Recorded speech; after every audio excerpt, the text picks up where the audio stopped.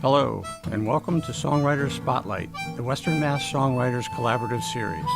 I'm Dr. Dan, your host of the show, where we feature Western Mass songwriters who perform their original songs and talk about the art of songwriting.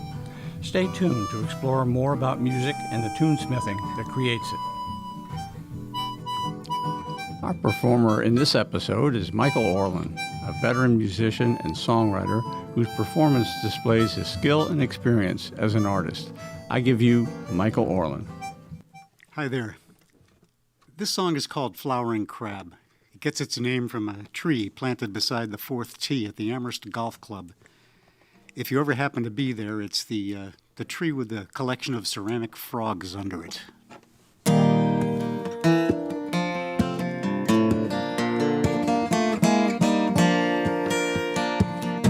The sun came up this morning just like any other day, to start a lazy slide across the sky. Workmen in their coveralls, other passers-by, those of us who'd come to say goodbye. I wonder how he would have liked this January day. I can almost hear the shuffle of his feet, dancing to a different tune, a different drum at least. Then in the end, just dancing with the beast.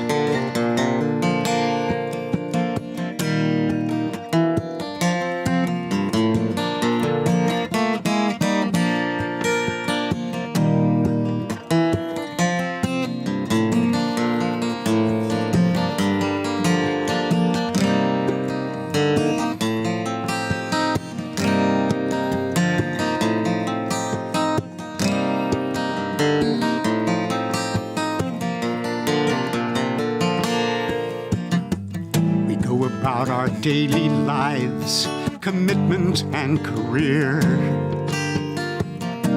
Sometimes hard to say the things we mean. Now and then I think about a friend who once was here. Now and then indeed. I'll plant a tree where I can sit and watch the sun go by. Celebrate a January sky. I'll keep him in my memory for all the passers-by, and everyone who comes to say goodbye.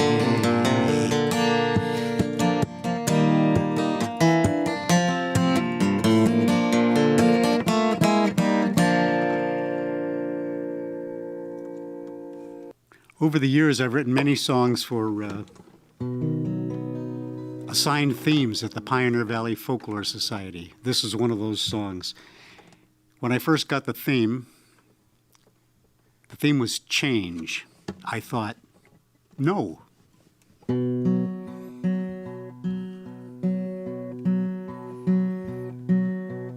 Earth tilts one way, the ice pack goes. Everything greens up nicely. Earth tilts the other way, before you know, you're out there shoveling your driveway. That's just something I observed is true. I don't let it change the things I do. If you keep on playing, eventually you're gonna win. That's the basket all of my eggs are in. If I'm downtown waiting for the train when my ship comes in, you just gotta forgive me for all this acting strange. It's much too late to change. Meantime, I just complain about the weather. At least I'm doing something. Lightning, wind, hail, freezing rain, whatever. I'm only sure of one thing. I'm not here to raise the bar for you. Don't you let me change the things you do. If you keep on playing, eventually you're gonna win. That's the basket all of my eggs are in. If I'm downtown waiting for the train when my ship comes in,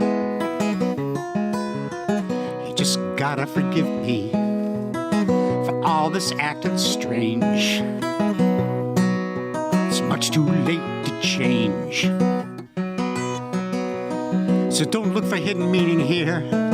Don't read between the rhymes. Just a half dozen wires, a wooden box, and a pencil out of its mind. And one or two things I've observed is true. I don't let them change the things I do. If you keep on playing, eventually you're gonna win. That's the basket all of my eggs are in. If I'm downtown waiting for the train when my ship comes in, you just gotta forgive me for all this acting strange. It's much too late to change. So if I'm downtown waiting for the train when my ship comes in, you gotta forgive me for all this acting strange. It's much too late to change.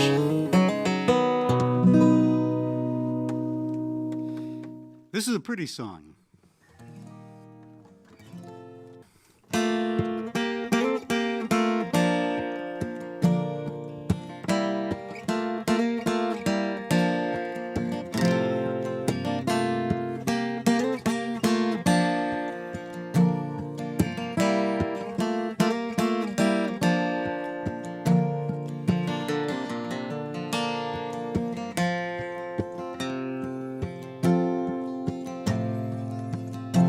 Typical kids in a typical time, in a typical New England town, with all of our power, all of our promise, all of our defenses down. No thought of college or war, and no knowledge of failure to get in our way. Whether your life and mine ever find the same page, I'll be thinking of you as I age.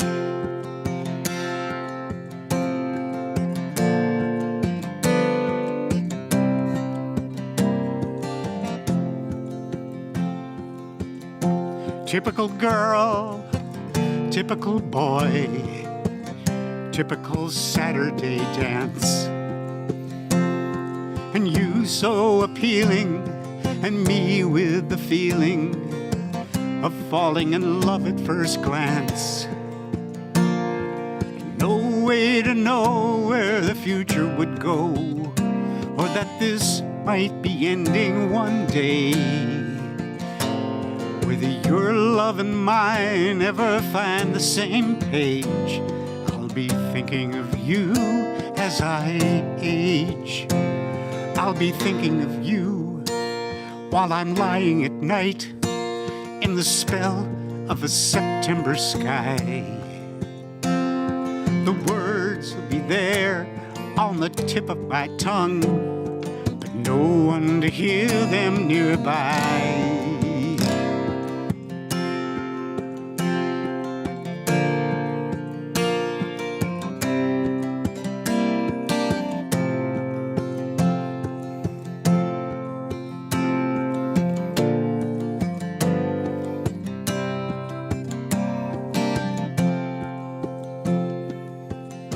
Typical kids in a typical time, in a feeling that won't go away.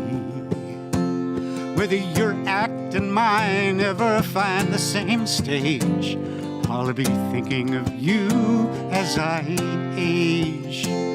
Whether your act and mine ever find the same stage, I'll be thinking of you as I age. I've probably told this story 100 times.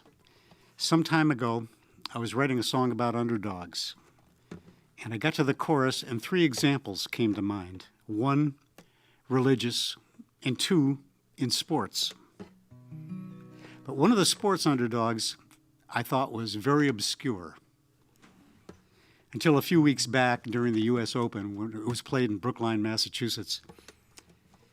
The story was retold by every announcer just time and time again. Probably dozens of times. You see, back in 1913, the greatest golfer on the planet was an Englishman named Harry Vardon, who came to Brookline that year to compete in our U.S. Open, where he was soundly defeated by a young man, a caddy, who lived across the street. That young caddy's name, Francis Ouimet.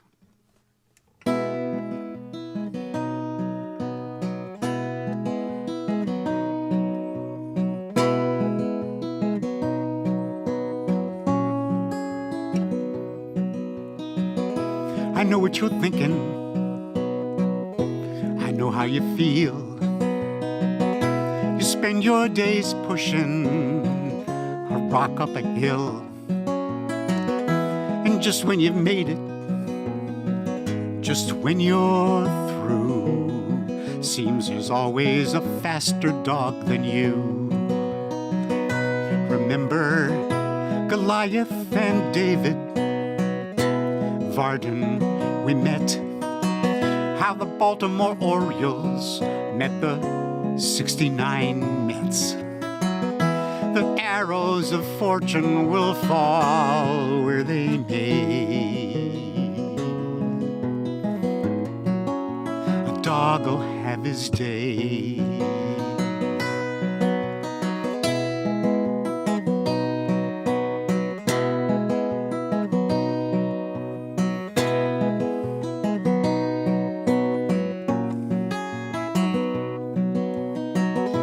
I know you've been thinking you've no way to turn, no way to cash in the things that you've learned. But you're always the cowboy struggling through, always facing a bigger dog than you. I know that this isn't my best written song. It's good to be right, I don't mind being wrong. I just thought you might need to hear someone say, you can take that bigger dog today. Goliath and David, Vardon, we met. How the Baltimore Orioles met the 69 Mets. The arrows of fortune will fall where they may. A dog will have his day. The arrows of fortune will fall where they may.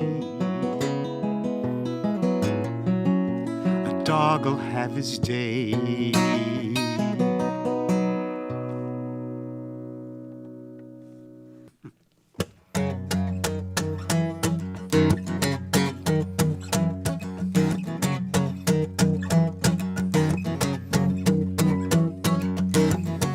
Girl in high school, sweetest little thing. I gave her my heart, my letter. I gave her my high school ring. Hair as soft as anything, skin as smooth as silk. Some girls age like vintage wine, my girl aged like milk. That's what I'm talking about. Bad news. The river is rising and I'm up to my nuts in the blues. I know the world is ending.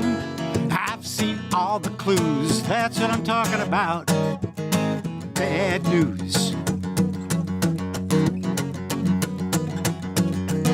I left home and hit the road, dirty, drunk, and wild. Then I thought I'd better find a safer lifestyle. Then I met and hooked up with the sweetest little gal. Settled down and bought a home in a place called Love Canal. That's what I'm talking about. Bad news. The river is rising and I'm up to my nuts in the blues. I know the world is ending. I've seen all the clues. That's what I'm talking about. Bad news.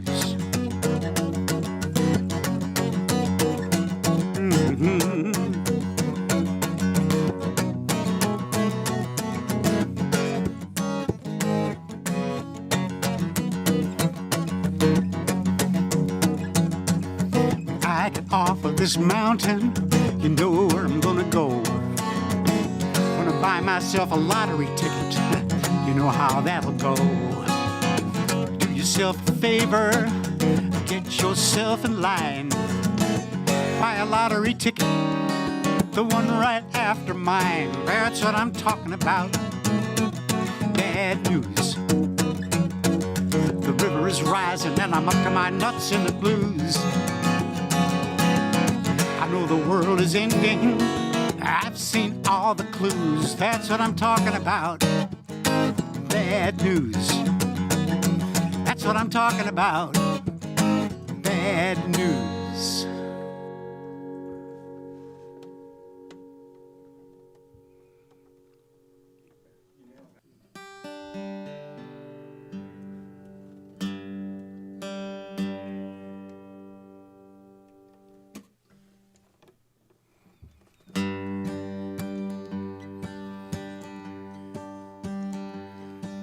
There are people out there who will harm you. Words are their weapon of choice. Obstacles you may run into, hide in the smoke and the noise. Well, I'm not complaining, so don't get me wrong. I'm just staring off into the blue. One day you're sitting on top of the world. Next day you're playing to lose. But if I could fly, Amelia, I've seen all the cities, I've seen all the towns. But if I could fly, Amelia, I'd never return to the ground.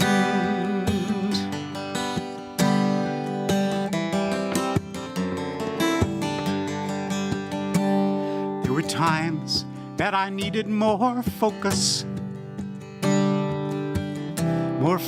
than time would allow. Times that I needed more courage, no time more pressing than now. I'll be keeping my eyes on the western horizon, chasing the sun across the sky, forgetting the sound of my life on the ground in less than the wink of an eye.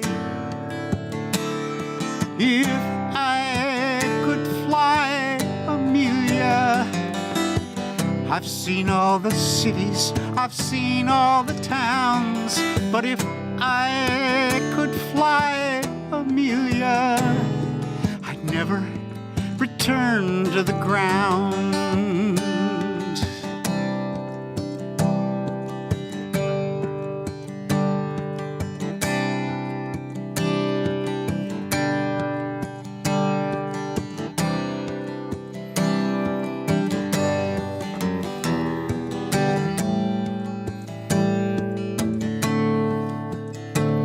I'll be keeping my eyes on the western horizon, chasing the sun across the sky,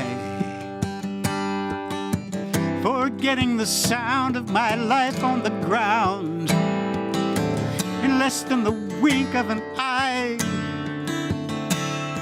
If I could fly, Amelia, I've seen all the cities, I've seen all the towns, but if I could fly, Amelia, I'd never return to the ground.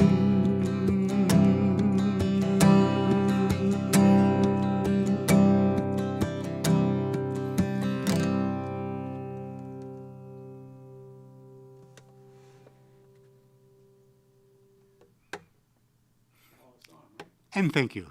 You just heard some brilliant performances by Michael Orlen. I appreciate that very much. Well, thank you. Yeah. So great songs and great performances too, but which is exactly what I expected. So it could have gone either way, believe me. Well, thank you, nevertheless. So you've obviously practiced a lot, and yeah. I do play a lot, yeah. Yeah, and for some time now. When did you start writing and performing? Well, I started, probably writing and performing about the same time in 1967. I had played guitar for about a year at that point, and the first songs that I can remember having written are right around then. Mm-hmm. Don't ever ask me to do them, but they weren't my best work. So what got you started? Well, that's kind of funny. It's songwriting is tough. It's not necessarily fun. I think, as I told you before, it's a lot like weightlifting. It's hard work. It hurts, but if you know the result you want, there's only one way to get it, and that's whether you want a hard body or a good song. You've got to work at it, and I do enjoy seeing the results of the work. Mm-hmm. So where were you when you first started performing your songs? Oh, in the Granby, South Hadley, Holyoke area, mm-hmm. Really right around here. Mm-hmm. It wasn't until 1968 that I moved to Boston and began playing there. Mm-hmm. So what kinds of places did you perform? Around Western Mass? Yeah. Well, little coffee houses. Yeah.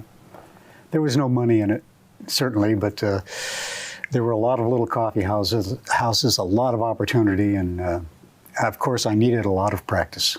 Mm. So it worked out. Well, that paid off, no question about it. So what time in your career did you do the most performances? Well, the most performances probably back in I'm thinking back in the late 70s or the mid 70s, I guess. That's 1970s. When I actually worked, 5 nights a week, really, and and later on a little less. Mm-hmm. But certainly, I've always worked quite a bit until. Well, I think I worked a lot until about 1980 and put it away for a while. Mm-hmm. So in the 70s, you were in Boston, is that? I was in Boston until about 71, I guess. Mm-hmm. 1970 or 71, yeah. And you came back here and started playing here. Yeah. Wow. Oh, nice. Okay, so some of your songs were inspired by songwriting challenges. You noted one song in particular. Yeah. Well, I started, the hardest part, I think, of writing a song is getting it started, getting the first idea. What are you writing about? There are people that sit down with a piece of paper for days and never know what their song's going to be about. And I just found that if somebody told you to write a song about X, you would just start. And it seemed a lot easier. So I began taking the monthly themes of the Pioneer Valley Folklore Society as a homework assignment. and I would write a song and bring it in the next month and show it off, and before you know it, I was on to the next one. So did they provide feedback as well, suggestions or inspirations? They provided the theme, basically. And as far as feedback, well, yeah, there was feedback the following month when you performed it. Because some people have benefited from belonging to songwriting clubs or Sure. business, but in this case, it was just getting the inspiration. Yeah. I've been involved in a couple of them, a couple of songwriting organizations. And in fact, along with Sue Krantz, briefly, we ran one up in Turners Falls. And that's an interesting thing, too, because people do leave with an idea of what their next song is going to be about. So. Okay, so who are some of the people who inspired your songwriting? I was very fortunate to grow up in a place like Western Mass, where there was a club that brought in some of the best singer-songwriters of the era, and it was in Springfield, a club called the Pesky Sarpent, where I saw songwriters like Patrick Skye, Eric Anderson, Carl Watanabe, just tons and tons of songwriters. Every night of the week, every week of the year, there were new songwriters brought in. So was there any particular artist who push you in a direction or help you? Well, inspire you? I certainly like the ragtime work of Dave Van Ronk and Patrick Skye, and the songwriting of Eric Anderson, Carl Watanabe. Yeah, definitely some great wordsmiths there. And then you were also inspired by some of the greats, right? Yeah, later on I began to listen to more and more different music, especially once I moved to Boston, because music in Boston was really different then in 1968. WBCN had just come on the air, and until 1968 they were a classical music station, and they started playing 24 hours of rock and roll without commercials, and that affected everyone with a radio. So all of a sudden I was inspired by rock and roll musicians, and some pop musicians. Musicians like the Bryants, Brian Wilson. I was a fan of Brian Wilson, I think, long before I picked up the guitar. But certainly there were a lot of people in Boston, a lot of local songwriters that I was inspired by, guys like Kenny Gerard and Paul McNeil, a couple of brilliant songwriters. So what kinds of things did they do that helped you think about your songwriting? It wasn't until I was in Boston in 1968 that I learned about the importance of the bridge. And guys like Paul McNeil were just so far ahead of me. They just really wrote terrific songs, very well constructed, from verse to chorus to bridge and out. They were just phenomenal songs. And those were the songs I wanted to learn how to write. Okay. So it gave you kind of an ideal for what you wanted to be. It did, yes. Yeah. Cool. Okay. So what topics do you like to write about? I'll write about almost anything. I don't much care. I write goofy songs. I write love songs. I write songs about history. There are things that I won't write about. For example, I don't write anything political or anything religious. Political songs, no matter how good you think they are, no matter how good they actually are probably pissing off as many people as enjoy them. And that's not the direction I want to take songwriting. And I consider religious songs about the same. You know, there are certainly some of the greatest melodies ever written are religious, but I think they really belong in church, where people who with the same beliefs get to hear them. taking them to the public just introduces them to people with who won't like them. And it doesn't seem my purpose as a songwriter to write songs that 50% of the people out there aren't going to like. Right. Okay. So, so apart from the topics vary tremendously. Are there ways to describe your songwriting that you would, suggest to someone? Oh, what would I say to another songwriter? Yeah. Work hard. I'm reminded of that quote by John David Souther, who said, a songwriter should tell the truth, if not, a very good lie. Yeah. And of course, that reminded me of something that Mark Twain said, that the truth is good, but a lie is better, because it has to be.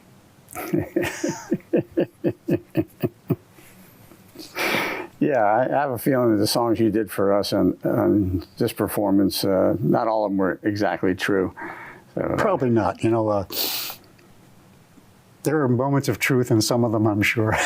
Right. Oh, absolutely. But yeah, there's some a lot of fantasy, and very interesting fantasy. There's a little of that, yeah. Yeah. Possibly some humor. Yeah. No question about that. So once you have an idea and you're sitting down, you have an assignment from the Pioneer Valley Folklore Society, how does the song come together for you? Well, I can remember hearing songwriters say, the song just came to me, wrote itself. And that must feel really good, I guess. Mine don't come like that. Yeah. I don't sit down and write. Some of my best songs have come to me inside a motorcycle helmet. 70 miles an hour inside a motorcycle helmet, thinking of a song and thinking of lyrics and chords. Lyrics, chords, and melodies. And once I've got something, I take it to a guitar and figure it out. Mm-hmm. Yeah, some people have difficulty remembering what it is they wrote. That can happen. Yeah. Especially the older we get, but certainly, it doesn't hurt to scribble things down, I guess. But I tend to really have something before I write it down. And writing it down is it's more the process of finishing it than the process of writing it. Okay. And the music is usually already there. I already have it. I already know the changes. I already know the melody by the time I get to a piece of paper. Yeah, I think that's somewhat unusual. A lot of people, get the words and work on the melody, or they get the melody and find words to go with it, but you say they come at the same time. Yeah, I've done that, but I don't anymore. There's I'm trying to think of there's a song I wrote that I found the lyrics to possibly 10 or 12 years after I wrote them. And it was, I can't think of the name of the song, but it turned out to be a really good song. If I had a melody and all in mind when I wrote the words, I had no idea what that was by the time I found it. I had to, so I guess I could put words to music, but I really choose not to. I really choose to do everything at once. You're more likely to have a melody that fits the lyric if you do them both at the same time.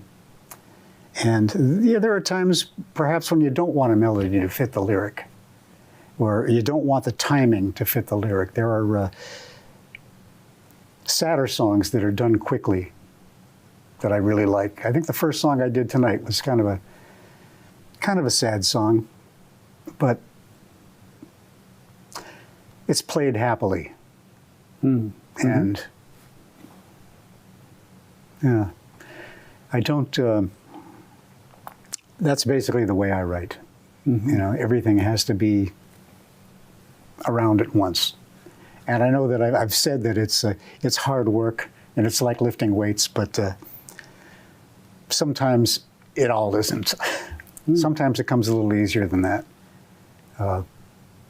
And as I said, inside of a motorcycle helmet works very well for me. I'll have to get myself a motorcycle. Well, that's it. Or just a helmet and something to make noise. Yeah. Neat. Are there other things that you'd like to tell other songwriters about, in addition to Souther? And Well, just to work hard at it and get things right. And when they're right, just get away from them and get on to the next one. That way you can go back and enjoy the song if you're not rewriting it or if you're not trying to improve it all the time. You can enjoy the song as if it were someone else's. And it's important to lay out a song like that and respect it just as a song, not necessarily as something you're still working on.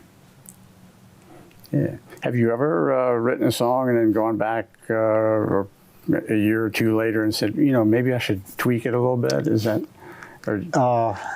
Well, I have. Yes, I have.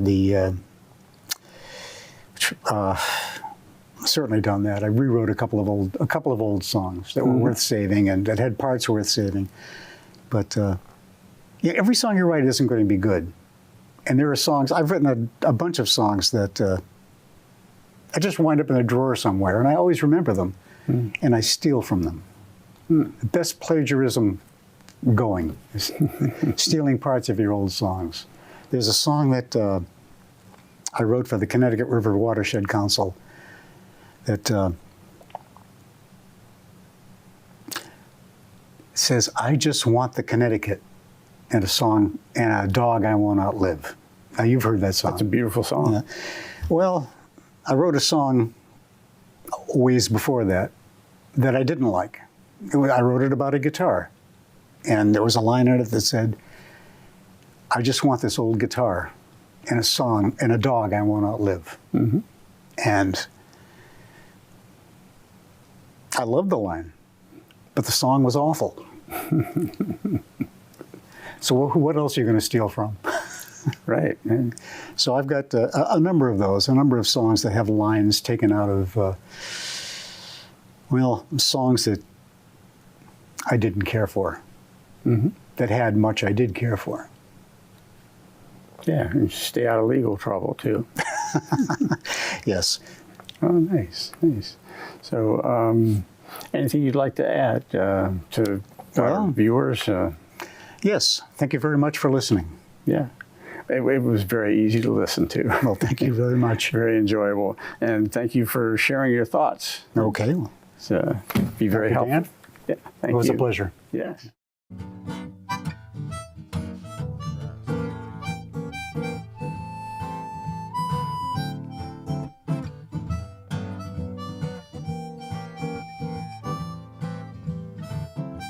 Thanks for watching our show.